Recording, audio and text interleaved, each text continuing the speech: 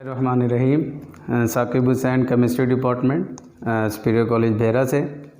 बेटे आज डिस्कस करना है next topic second year chapter 7 और नेक्स्ट टॉपिक में है क्रैकिंग ऑफ पेट्रोलियम। तो शुरू करते हैं। क्रैकिंग ऑफ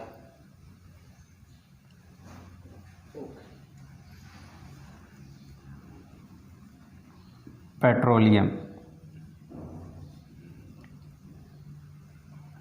पेट्रोलियम का इंट्रोडक्शन लास्ट लेक्चर में हमने देखा था।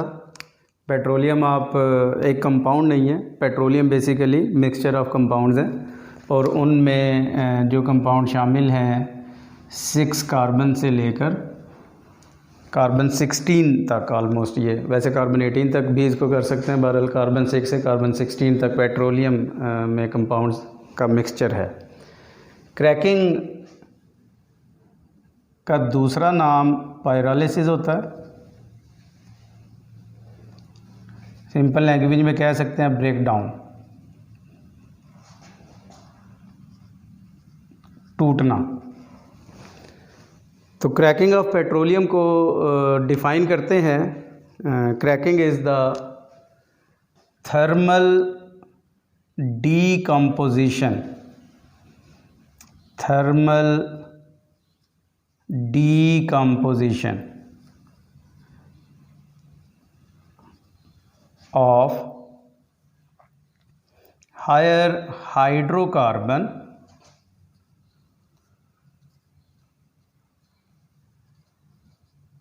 into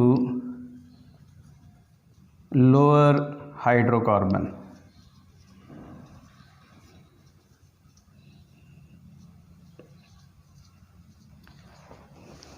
थर्मल का वर्ड लगा है, thermal mean heat, decomposition break down. Heat की वजह से बड़े मालिक्यूल को तोड़कर छोटे मालिक्यूल में तब्दील कर देना। हायर हाइड्रोकार्बन मीन ऐसे कंपाउंड, ऐसे हाइड्रोकार्बन जो बड़े साइज़ के हैं, जिनके मालिक्यूल में कार्बन की तादाद ज़्यादा है, उनको आप बोलते हैं हायर हाइड्रोकार्बन। और जो भी बेटे हायर हाइड्रोकार्बन होंगे उनके मालिक्यूल का साइज़ चूँकि बड़ा है, और फर्स्ट ईयर में आपने वंडरवाल फोर्सेस पढ़ी हैं, जिन मालिक्यूल्स का साइज़ बड़ा होगा उनका बॉइलिंग पॉइंट भी ज़्यादा होगा। तो higher hydrocarbon high boiling point रखते हैं। लोअर हाइड्रोकार्बन कौन से हुए? छोटे मालिक्यूल, छोटे साइज़ के मालिक्यूल जिसमें कार्बन एटम की तादाद कम हो, और जिनमें कार्बन एटम की तादाद कम होगी उनका बॉइलिंग पॉइंट भी कम होगा। और जो भी कम बॉइलिंग पॉइंट रखते हैं दे आर बेसिकली वोलेटाइल। तो it's mean cracking of petroleum क्या हुआ? Thermal decomposition of higher hydrocarbon having high boiling point into lower hydrocarbon having low boiling point. बड़े मालिक्यूल को तोड़कर छोटे मालिक्यूल में तब्दील कर देना। जब छोटे मालिक्यूल में तब्दील करेंगे तो हाई बॉइलिंग पॉइंट से लो बॉइलिंग पॉइंट हो जाएगा। इस प्रोसेस को बेटे बोलते हैं क्रैकिंग ऑफ पेट्रोलियम। नेक्स्ट देखते हैं टाइप्स ऑफ पेट्रोलियम। ये जस्ट क्रैकिंग था, क्या होता है? Next is the types. तो बेटे 3 टाइप्स होती हैं क्रैकिंग की। First one is thermal cracking.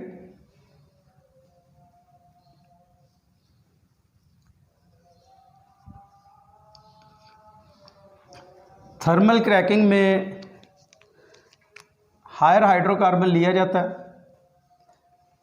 बल्कि टाइप्स पढ़ने से पहले एक एग्जांपल देख लें, फिर टाइप्स की तरफ आते हैं। क्रैकिंग की एग्जांपल है, जैसे एक कंपाउंड है C16H34।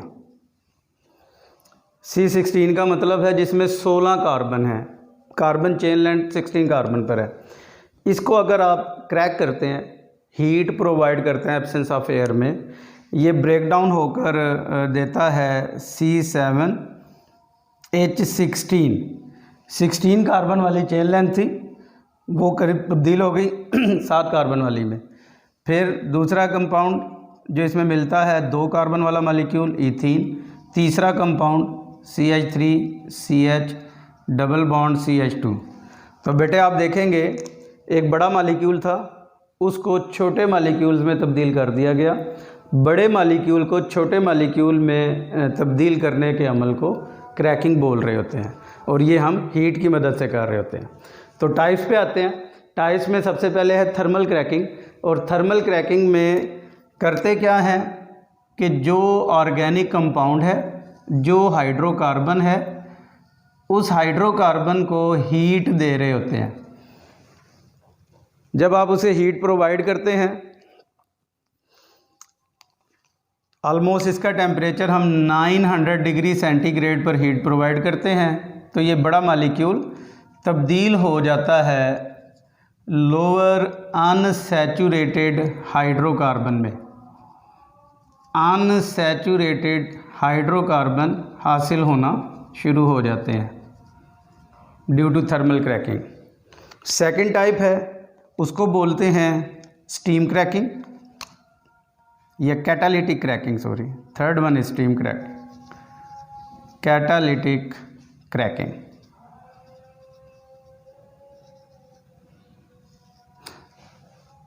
नाम शो कर रहा है, ये ऐसी क्रैकिंग होगी जो कैटालिस्ट की मौजूदगी में होगी। तो कैटालिटिक क्रैकिंग हम लोअर टेम्परेचर पे करते हैं। जो भी हाइड्रोकार्बन है उसमें कैटालिस्ट मिक्स कर देते हैं, और आम तौर पर इसको किया जाता है 500 डिग्री सेंटीग्रेड पर। ड्यू टू कैटालिस्ट या कैटालिटिक क्रैकिंग हमें गैसोलीन हासिल होते हैं, और गैसोलीन भी बेटे वो हासिल होता है जिसका ऑक्टेन नंबर हाई होता है, हायर ऑक्टेन नंबर।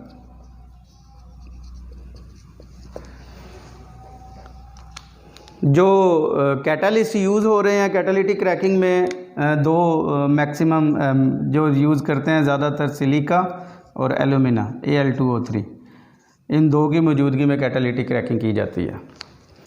और थर्ड टाइप है डेट इज़ स्टीम क्रैकिंग।